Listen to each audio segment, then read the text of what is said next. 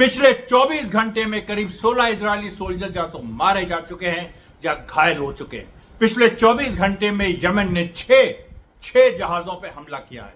पिछले 24 घंटों में कम से कम 4 इजराइल के नए इलाके आग के हवाले हुए हैं। और सबसे बड़ी बात, पिछले 24 घंटे में 2 इजरायली सैनिकों ने आत्महत्या की है सरेआम नेतन्याहू को चिट्ठी लिख के। और ये दोनों सैनिक वो थे जो गाजा में जिन्होंने सर्व किया। सिविलियंस पे इन्होंने जुल्म किया, उसके बाद अपने ही जुल्म के बोझ को सह नहीं सके कुत्ते की मौत खुद ही अपने गले में खुद ही उन्होंने पट्टा लगा के फांसी पे झूल गए। और उसके पहले उन्होंने नेतन्याहू को खत लिखा। अमरीश मिश्रा स्पीक्स में आपका स्वागत है। आप मत पूछिए कि मैं कहां हूं, किस हालत में हूं। आज जो वीडियो है वो एकदम दूसरी तरीके का दहाड़ने वाला, क्योंकि इतनी बड़ी बड़ी घटनाएं हो रही हैं। और आप याद करिए अबू उबैदा ने क्या कहा था। अबू उबैदा ने जब इजराइल का गाजा इन्वेजन शुरू हुआ था तो अबू उबैदा ने कहा था कि 4 ऑप्शंस हैं। इजरायली सोल्जर्स के पास 4 ऑप्शन है, केवल 4 ऑप्शन। पहला ऑप्शन कि वो मार दिया जाएगा गाजा में घुसते ही। दूसरा ऑप्शन वो पकड़ लिया जाएगा, ही विल बी कैप्चर्ड। तीसरा ऑप्शन वो घायल हो जाएगा और वो ऐसा घायल होगा कि जिंदगी भर के लिए विकलांग हो जाएगा। और चौथा ऑप्शन वो मानसिक रूप से बीमार हो जाएगा और आत्महत्या कर लेगा। यह बात अबू उबैदा ने कब कही थी? यह बात अबू उबैदा ने नवंबर 2023 में जब गाजा इन्वेजन शुरू हुआ था तब कही थी। और आज क्या हो रहा है? आज वही चारों ऑप्शन। आईडीएफ सोल्जर्स मारे जा रहे हैं, नहीं तो विकलांग हो रहे हैं, नहीं तो कैप्चर हो रहे हैं। प्रिजन होस्टेजेस की संख्या बढ़ गई है। कितने आईडीएफ सोल्जर्स हमास ने अभी नए जो कैप्चर किए हैं, जो होस्टेजेस पहले थे, उसके अलावा इसकी खुद हमास को खबर नहीं, क्योंकि अलग अलग जगह के फाइटर्स ने अभी उनको कैप्चर किया है। बाद में वो पूरा जुड़ेगा मामला। और इस पूरे घटनाक्रम में हिजबुल्लाह ने देखिए किस तरीके से लगातार मार जारी रखी है। इतनी भयंकर मार है हिजबुल्लाह की कि इजराइल की नेतन्याहू ने अपना वॉर कैबिनेट डिसॉल्व कर दिया। नेतन्याहू डिसॉल्व, ये बहुत बड़ी खबर है। Netanyahu has dissolved his war cabinet. जो उसने कैबिनेट बनाया था जो कि गाजा की लड़ाई को देखरेख, जिसकी जिम्मेदारी थी देखरेख करने की, बेनी गैंट्स जब से अलग हुए उसके बाद से नेतन्याहू कंफ्यूज था और उसने पूरा का पूरा वॉर कैबिनेट अब डिसबैंड कर दिया है। तो कौन बचा जो गाजा में क्या हो इसका निर्णय ले? आईडीएफ में जिस तरीके की बेचैनी है, जिस तरह की विद्रोह जैसी स्थिति है, अपने आप ही उन्होंने एक सीजफायर डिक्लेयर कर दिया। और उस पर फिर नेतन्याहू ने कई आईडीएफ के ऑफिसर्स को निकाल दिया। ये भी हुआ है। और फिर आईडीएफ वहां पर जाने से, गाजा में घुसने से घबरा रहा है। आज आप सोचिए पूरा दिन निकल गया है।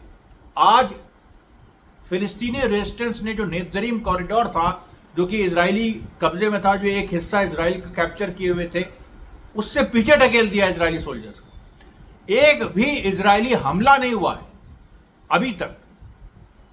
आगे होगा रात में, क्योंकि ज्यादातर रात में लड़ाई होती है, लेकिन दिन में कम से कम 8 से 10 अभी तक घटनाएं हो जानी चाहिए थी कि फिलिस्तीनी रेजिस्टेंस और आईडीएफ में झड़प, लेकिन वो नहीं हुई। और उसकी वजह यह है कि कोई कमांड नहीं कर रहा है। इस समय वॉर कैबिनेट डिसॉल्व हो गई है। नेतन्याहू ने जो एक अनऑफिशियल सा चैनल बनाया है जिसमें डिफेंस चीफ और नेतन्याहू फैसला लेंगे क्या करना है, कैसे करना है। ये और डिफेंस चीफ और नेतन्याहू में खुद में आपस में अंतर विरोध है। नेतन्याहू चाह रहे हैं कि डिफेंस चीफ किसी भी हालत में 7 अक्टूबर की जिम्मेदारी लें, जो कि वो तैयार नहीं है।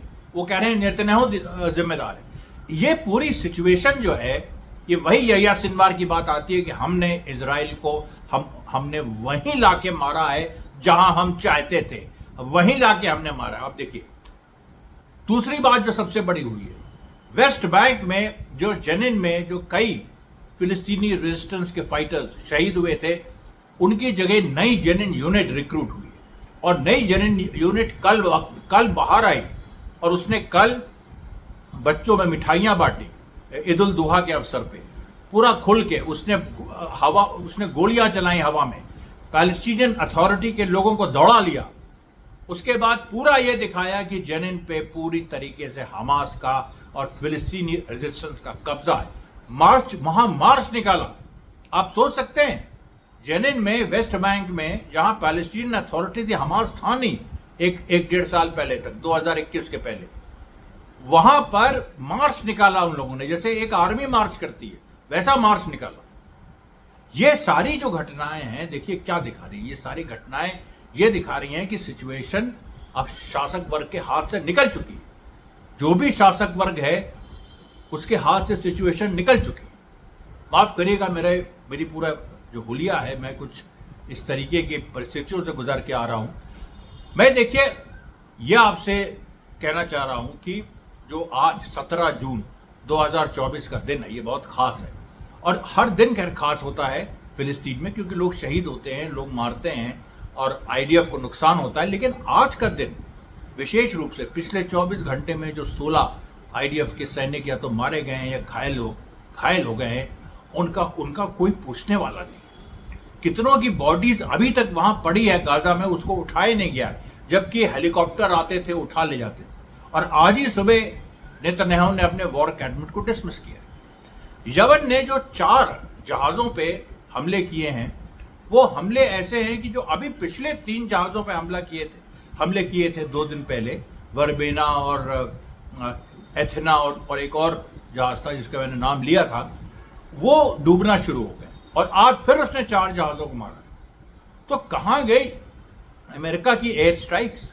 अमेरिका जो ये कहता था कि हम एयर स्ट्राइक्स करके यमन को कंटेन कर लेंगे, कहां गई सारी बातें? कहां चली गई सारी बातें? उसके बाद आप देखिए कि जो मैंने बताया था कि रशिया ने इनिशिएटिव लिया है, और जो ब्रिक्स है, ब्रिक्स ने G7 को जवाब दिया। G7 रशिया को घेर रहा था। रशिया क्योंकि ब्रिक्स का इस समय चीफ है, तो उसने अपने यहाँ मीटिंग भी ब्रिक्स की बुलाई है, और ब्रिक्स में तमाम संगठनों को जोड़ने की बात है, यहाँ तक कि सऊदी अरेबिया को जोड़ने की बात है। और अमेरिका को अब ये डर सता रहा है कि पेट्रो डॉलर और सऊदी अरेबिया का साथ उससे छूट रहा है। ये पहली बार ऐसा हो रहा है। उसके बाद 2 बड़ी और घटनाएं। इस्माइल हानिये जो हमास के लीडर बाहर हैं, जो गाजा के बाहर नेगोशिएशन में रहते हैं, कभी वो कतार में होते हैं, कभी वो बेरूत में होते हैं, उनके बच्चों को पूरा मार दिया गया गाजा में। आईडीएफ ने पूरा असैसिनेट कर दिया। उनके 3 लड़के थे, उनके बच्चे और ग्रैंड चिल्ड्रन को सबको मार दिया गया। इस्माइल हानिये ने एक डील कंक्लूड की है, और किससे कंक्लूड की? बहरेन से।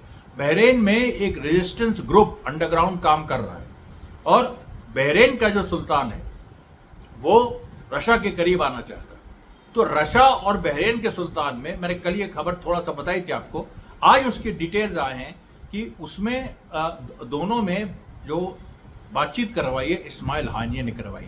ऐसा पहली बार हो रहा है कि रशिया से सीधे बात इस्माइल हानिये करा रहे हैं। और किसके थ्रू करवा रहे हैं? ईरान के थ्रू। ईरान में देखिए चुनाव है, चुनाव होने जा रहे हैं, क्योंकि प्रेसिडेंट रईसी को असैसिनेट किया गया था।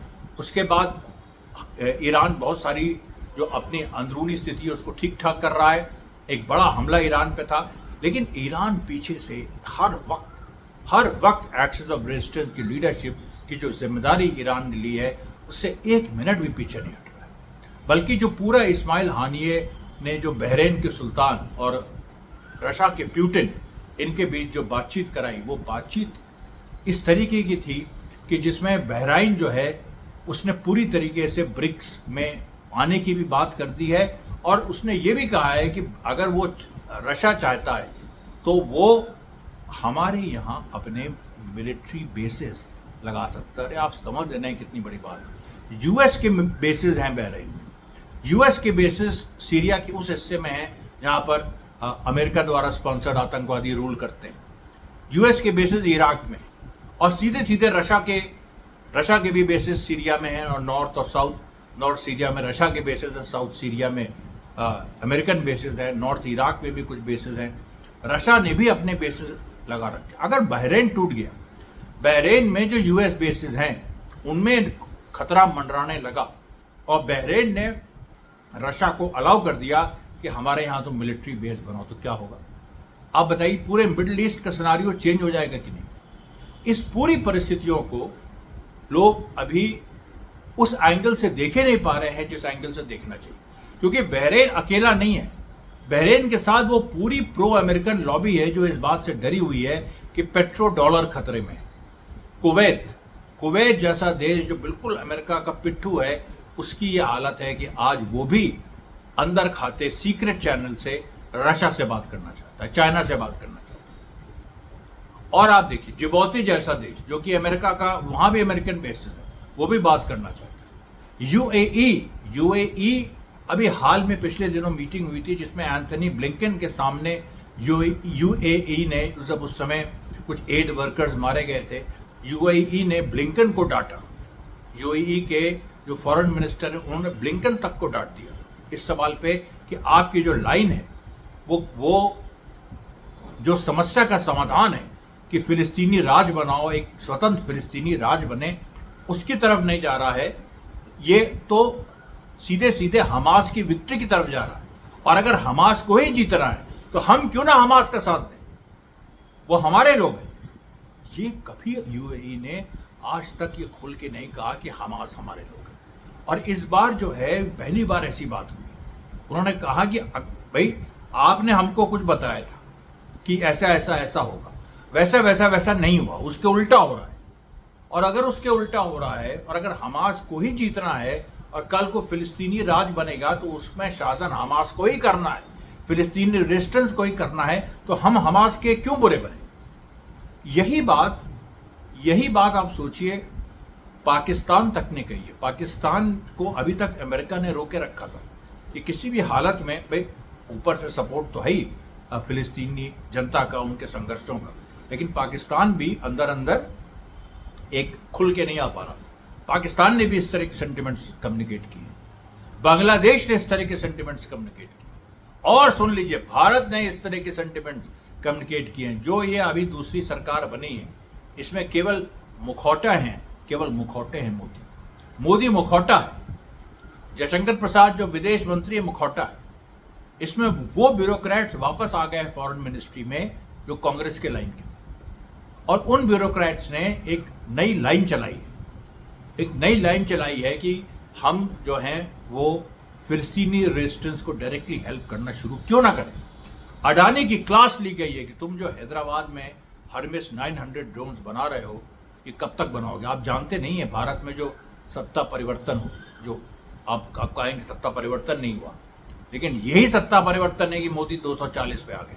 उसमें से कम 50 से 60 सीटें बेमानी से, 180 सीटों पे एक्चुअली बीजेपी है। ये मैं नहीं कह रहा हूं, ये आप यूट्यूबर, तमाम यूट्यूबर कह रहे हैं, तमाम हर जगह ये बात है।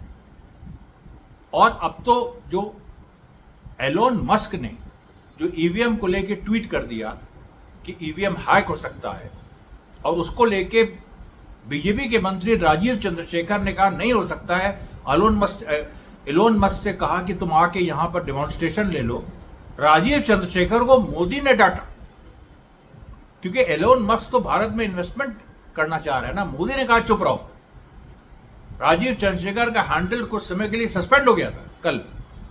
राहुल गांधी ने कहा कि ईवीएम ब्लैक बॉक्स होती है, और वो पूरा मामला आप जानते हैं जो मुंबई की एक कंस्टिट्यूएंसी में 48 वोटों से महायुति जीती, एमवीए 48 वोटों से हार गया, जहां पर एक पूरा एफआईआर लिख गया है कि जो डेटा जहां कंपाइल होता है और वो जो डेटा कंपाइल होता है उसके अधिकारी ने अपना मोबाइल फोन जो बीजेपी समर्थित उम्मीदवार था उसको दे दिया था, उसके रिश्तेदार को दे दिया था। और एफआईआर पूरा इस पे आ गया है कि वहां पर मोबाइल फोन यूज करना अलाउड ही नहीं है, और एक ऐसे आदमी द्वारा जो उस मशीनरी का, इलेक्शन मशीनरी का हिस्सा ही नहीं है, वो यूज कर रहा है। अब आप देखिए यहां पर कैसे चीजें बदल रही हैं, कैसे चीजें एक नया शेप ले रही हैं। और इस शेप को लेने में जो निर्णायक भूमिका वो हमास की कैसे बन रही, क्योंकि हमास ने देखिए अभी क्या है कि आईडीएफ ने जो अपना उसने डिक्लेयर किया कि 10 घंटे हम एक खास रास्ते एड जाने देंगे, उसको नेतन्याहू ने निगेट करने की कोशिश की, लेकिन निगेट तक नहीं कर पा रहा। और हमास ने भी ये बयान दिया है कि उस कॉरिडोर में जहां से एड ट्रक्स जा रही हैं उस पर हम भी हमला नहीं करेंगे। तो ये तो डी फैक्टो क्या हो गया? डी फैक्टो हो गया कि हमास और आईडीएफ में एक अपना स्वतंत्र समझौता हो गया, नेतन्याहू से अलग। और ये जो स्वतंत्र समझौता है, आप सोचिए ये कितना खतरनाक है। आप ये मतलब खतरनाक नेतन्याहू के लिए, अमेरिका के लिए। अमेरिका सख्ते में, कितनी बार ब्लिंकन आएंगे तेल अवीव, जो उनके सेक्रेटरी ऑफ स्टेट, थक गए वो आके। इजराइल की सिचुएशन संभली नहीं रही और हमास और आईडीएफ ने अपने बल पे नेतन्याहू को अंगूठा दिखाते हुए एक समझौता किया है। अब आप सोचिए, असली में उसको बाहर आप कोई भी आवरण दे लीजिए, लेकिन अमरीश मिश्रा स्पीक्स तो अंदर की बात आपको बताता है, जैसे इस्माइल हानिया वाली बात हमने आपको बताई। और ये जो हमास और आईडीएफ में जो एक समझौता इस तरह का हुआ, ये किस चीज की शुरुआत है? ये इस चीज की शुरुआत है, इसमें नेतन्याहू बिल्कुल सख्ते में, नेतन्याहू तो आइसोलेटेड है, वो तो उसने तो अपना वॉर कैबिनेट डिसॉल्व कर दिया। ये जो हो रहा है गाजा में, ये इस चीज को दिखा रहा है कि आईडीएफ जो है वो ये मान रहा है कि हम ये लड़ाई जीत नहीं सकते, नेतन्याहू के रास्ते तो कतई नहीं जीत सकते। और उसका भी यही सोचना है जो यूएई के फॉरेन मिनिस्टर ने कहा कि अगर कल को फिलिस्तीनी राज्य बनना है और हमास को सत्ता में आना है, तो हम अभी क्यों उससे इस तरह से लड़े ताकि हमारे लोग मारे जाए। इसका यह मतलब नहीं है कि आईडीएफ पीछे हट रहा है, नहीं। आईडीएफ में विद्रोह होगा, वो उसमें 3 महीना लग सकता है, 4 महीना लग सकता है, उसके पहले लड़ाइयाँ होंगी, क्योंकि आईडीएफ में भी कई फैक्शंस है। ऐसा नहीं है कि आईडीएफ में, मैंने आपको बताया था कि एक बड़ा हिस्सा वो है जो अफ्रीका के ज्यूज हैं, जो वहाँ के जो गरीब देशों के ज्यूज हैं, उनको ये लोग आगे करते हैं, और जो यूरोपियन ज्यूज हैं वो पीछे रहते हैं, ज़्यादातर कमांडर्स वो हैं। तो जो आम सैनिक है उसके अंदर ये एक गुस्सा है कि हमको आगे किया जाता है और हम क्यों ना हमास से हाथ मिला लें, क्यों ना हम हमास से हाथ मिला लें। भारत का कोई राइट विंगर ये सुनेगा तो वहीं घश खा के गिर जाएगा, मर जाएगा वहीं, उसकी मौत, मिर्गी आ जाएगी उसको। और मैं चैलेंज करता हूं इस बात को, कोई भी देखिए, एक समय था कि फिलिस्तीन और इस मुद्दे पे कई लोग बोल रहे थे, आज कोई नहीं बोल रहा है, क्योंकि किसी को समझे में नहीं आ रहा क्या हो रहा है। कोई यहां तक कि सोच नहीं पा रहा है कि हमास कितनी दूर पहुंच गया है। फिलिस्तीनी राज की बात लगभग तय हो चुकी है और उसको नेतन्याहू नहीं रोक सकता, क्योंकि बाइडेन उसके साथ नहीं है। अब देखिए यहां की जो राजनीति अब एक और थिएटर में शिफ्ट करती है, यूक्रेन का थिएटर। यूक्रेन के थिएटर में रशिया ने जो अल्टीमेटम दिया था जेलेंस्की को कि तुम नेटो में मत जाओ, तुम ये गारंटी दो कि नेटो में नहीं जाओगे, हम लड़ाई रोक देंगे। जेलेंस्की ने कहा नहीं, हम नेटो में जाएंगे। रशिया ने अब कहा है कि अब हम जो हैं, जो कैपिटल है यूक्रेन का कीव, उसको हम लेके रहेंगे। और मैंने आपको बताया था कि रशिया में जो यूक्रेन के जो शहर कब्जा जो रशियन आर्मी ने किए, वहां पर रशिया के कम्युनिस्ट झंडे लहराए, और यही बात वो कीव में करने जा रहे हैं। तो ये जो पूरा चेंज हो रहा है, ये जो चाइना रशिया पूरा जो एक वामपंथ का उदय, उधर फिलिस्तीन में हमास, इस्लामिस्ट और वामपंथियों की एकता, जो पीएफएलपी और हमास में एकता हुई है, बिल्कुल एक हो गए। हमास बिल्कुल कार्ल मार्क्स की भाषा में बात कर रहा है, पीएफएलपी कुरान को कोट कर रहा है। इससे बड़ा संगम क्या हो सकता है कि जो मार्क्सिस्ट है वो कुरान को कोट कर रहा है और जो इस्लामिस्ट है वो मार्क्स को कोट कर रहा है। ये स्थिति वहां पर आप बताइए हो गई है। और रशिया से इस तरीके की चीजें आ रही हैं कि जो कीव पे जो अटैक होगा, और आप सोचिए कि अमेरिका और यूरोप तो ये डिस्कस कर रहे थे कि गाजा के लोगों को, जो अमेरिका का जो एक फ्लोटिंग बंदरगाह बना है गाजा में, उसके माध्यम से वो यूरोप ले जाएंगे, वहां रेफ्यूजी बनाएंगे। अरे पागल, तुम्हारा फ्लोटिंग जो पायर था वो नहीं टिक पाया, हमास के लोगों ने उसके एक हिस्से को उड़ा ले गए और जब चाहा वापस किया। और अभी जो खबर आ रही है कि पूरा का पूरा वो जो इनिशिएटिव था अमेरिका का, मैंने इसके बारे में कल भी आपको कुछ बताया था कि पूरा जो अमेरिका का इनिशिएटिव था कि हम 22 लाख लोगों को खाना खिलाएंगे, गाजा के लोगों को। तुम 22 लाख लोगों को खाना खिलाने नहीं, तुम इजराइल की सैनिक मदद करने आए थे। और वो बात एक्सपोज हो गई, और उस बात में जो नुसैरत मसाकर था उसमें एक्सपोज हो गई, और नुसैरत मसाकर से तुम्हें कुछ नहीं हाथ लगा। 3 होस्टेजेस बल्कि उसमें मारे गए। अमेरिकन मरीन्स, बाइडेन ने कहा था कि there will be no American boots on Gaza, लेकिन अमेरिकन मरीन्स उतरे गाजा की सॉइल पर और मार खा के लौटे। अभी तो वो कहानी नहीं पता, क्योंकि उसके डिटेल्स अभी आने बाकी है। लेकिन मैं वो भी कहानी सुनाऊंगा कि नुसैरत में जो हुआ, जिस तरीके से 4 होस्टेज को छुड़ाने में करीब 300 के ऊपर फिलिस्तीनी सिविलियंस मारे गए, जिसने दुनिया को शॉक किया पूरा। उसमें अमेरिकन भी थे सिपाहियों में, इजरायली फौज के साथ। और अमेरिकन सिपाहियों का क्या हुआ? अमेरिकन सिपाहियों को हमास ने सिंगल आउट करके मारा।